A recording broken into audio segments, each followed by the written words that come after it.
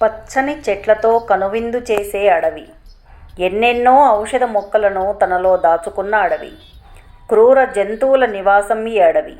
వీటన్నింటినీ మించి ఎన్నో రహస్యాల నిలయం ఈ అడవి. ప్రకృతి అందాలకు నిలయమైన ఆ అడవే నల్లమల. పక్షుల కిలకిల రావాలతో, గాలికి ఊగే చెట్ల గుసగుసలతో నల్లమల్ల అడవిలో ప్రయాణం ఎంత అందంగా అద్భుతంగా ఉంటుందో, కొండలు, లోయలు, మలుపులు అనేకం ఉన్న ఆ ఘాట్ రోడ్ల ప్రయాణం అంత భయం పుట్టిస్తుంది. అటువంటి ఘాట్ రోడ్లో ఉన్న ఒక పురాతన చారిత్రక కట్టడం గురించి మీకు ఈరోజు మీ ర్యామ్స్ స్టోరీస్లో చెప్తాను. అదే వేలాడే లేదా ఊయలలా ఊగే రైలు వంతెన. నిజం, వేలాడే వంతెన దాదాపు 150 ఏళ్ల క్రితమే ఇక్కడ నిర్మించారు. దానికి ఆనవాళ్లుగా పిల్లర్లు ఇప్పటికీ టీవీగా నిలబడి మనకు కనిపిస్తాయి. దీన్నే దొరబావి వంతెన అంటారు. ఇది 1 కిలోమీటర్ పొడవైన రైలు మార్గం. ప్రకాశం జిల్లా గిద్దలూరు నుంచి నంద్యాలను కలుపుతూ ఉండే ఘాట్ రోడ్లో ఈ వంతెన ఉండేది. భూమికి 300 మీటర్ల ఎత్తున నిర్మించిన మీటర్ గేజ్ రైలు వంతెన ఇది. బ్రిటిష్ హయాంలో నిర్మించిన ఈ రైల్వే ట్రాక్ 2 కొండల నడుమ 2 కొండలను కలుపుతూ నిలబడి ఉంటుంది. బ్రిటిష్ వాళ్ళని దొరలు అనేవాళ్ళు కదా, వాళ్ళు కట్టించిన వంతెనే ఇది.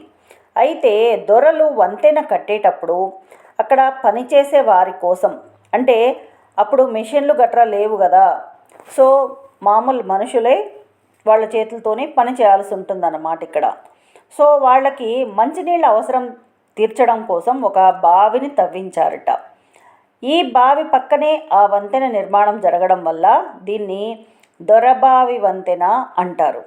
ఎటువంటి మెషిన్లు లేని ఆ కాలంలో కేవలం మ్యాన్ పవర్తో, అది దట్టమైన క్రూర మృగాలకు నిలయమైన నల్లమల అడవిలో కొండలను తొలుస్తూ అంత స్ట్రాంగ్ పిల్లర్స్ కట్టడం, వాటి మీద రైల్వే ట్రాక్ ఏర్పాటు చేయడం నిజంగా చాలా గొప్ప విషయం.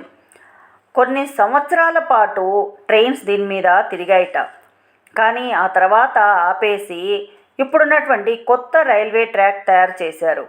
ఎందుకంటే అంత దట్టమైన అడవిలో అంత ఎత్తున ఉన్న బ్రిడ్జి గాలికి ఉయ్యాలలా ఊగుతూ ఉంటే ఆ కాలం వారికి, మనకు కూడా ఉండుంటే ఒక మధురానుభూతి. ఆ కాలంలో రైలు బోగీలు చాలా తక్కువగా ఉండేవి కాబట్టి తట్టుకోగలిగిందేమో ఆ వంతెన. కానీ ఈ కాలంలో కష్టం కదా, అందుకేనేమో దాన్ని వదిలేసి ఇప్పుడు కొత్తది కట్టారు. కానీ ఆ వంతెన ఉండేది అనడానికి సాక్ష్యంగా 2 కొండల నడుమ భారీ పిల్లర్లు ఇప్పటికీ టీవీగా నిలబడి మనల్ని చూస్తూ ఆ చరిత్రను మనకు చెబుతూ ఉంటాయి. ఇది నిజంగా అప్పటి ఇంజనీరింగ్ అద్భుతమే. అందుకే నల్లమలలో ప్రయాణం కూడా ఒక మధురానుభూతే. ఈ మెట్లు కనిపిస్తున్నాయి కదా, వీటి నుంచి పైకి వెళ్తే ఆ దొరబావి ఇప్పటికీ ఉంది. అక్కడ మేము వెళ్ళలేకపోయాం. చూసారా కొండలు, ఆ కొండ ఈ కొండ నడుమలో ఈ పిల్లర్లు ఉన్నాయన్నమాట. 2 కొండల మధ్యలో పచ్చటి చెట్లలో అవి ఇలా నిలబడి ఉన్నాయి. ఇది కొత్త రైల్వే బ్రిడ్జ్. పైన ఘాట్ రోడ్ నుంచి మనకు బాగా కనిపిస్తుంది ఆ కొత్త రైల్వే బ్రిడ్జ్ కూడా. కానీ ఆ పిల్లర్లు కొన్ని వందల సంవత్సరాలు గడిచినా కూడా ఇప్పటికీ చెక్కు చెదరకపోవడం నిజంగా అద్భుతం కదా. ఎంతైనా అప్పటి ఇంజనీర్ల తెలివి వేరు. ఒక కుర్ర ఇంజనీర్ ఉండేవాడంట, బ్రిటిష్ కుర్ర ఇంజనీరు. అతను ప్లాన్ చేసి మనము తిరగటానికి దగ్గర మార్గం వేసుకుంటే బెటర్ అని చెప్పి ఈ కొండల మధ్యలో ఈ పిల్లర్లు నిలబెట్టి అతను ఆ వంతెను ఏర్పాటు చేశాడంట. అప్పటి వంతెనకు సంబంధించినటువంటి ఛాయాచిత్రాలు కూడా మీకు చివర్లో నేను అందిస్తాను మీకోసం, అవి కూడా చూడండి. కానీ అంత పచ్చటి ప్రకృతిలో బ్రిడ్జ్ మీద రైలు వెళ్తూ ఉంటే, అది ఉయ్యాలలా ఊగుతూ ఉంటే, ఆ భయం అనేదాన్ని కొద్దిసేపు పక్కన పెట్టి అది ఒక మధురమైన అనుభూతిగా మనసులో చిరకాలం గుర్తుంచుకోవచ్చు. అది ఆ కాలం వాళ్ళకు మాత్రమే దక్కిన అదృష్టం. మోస్ట్లీ నాకు తెలిసి బ్రిటిషర్సే తిరిగి ఉండొచ్చు, మన వాళ్ళు కాకపోయి ఉండొచ్చు.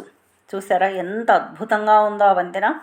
స్ప్రింగ్స్ ఏర్పాటు చేసి వాటిని ఫ్లెక్సిబుల్గా ఉండడం కోసం బ్రిడ్జి అలా ఏర్పాటు చేశారంట. చూసారా ఎంత అద్భుతమైనటువంటి బ్రిడ్జిని ఆ కాలం వాళ్ళు ఇప్పటికీ నిలబెట్టి ఉంచారు అంటే great. Please like, share and subscribe.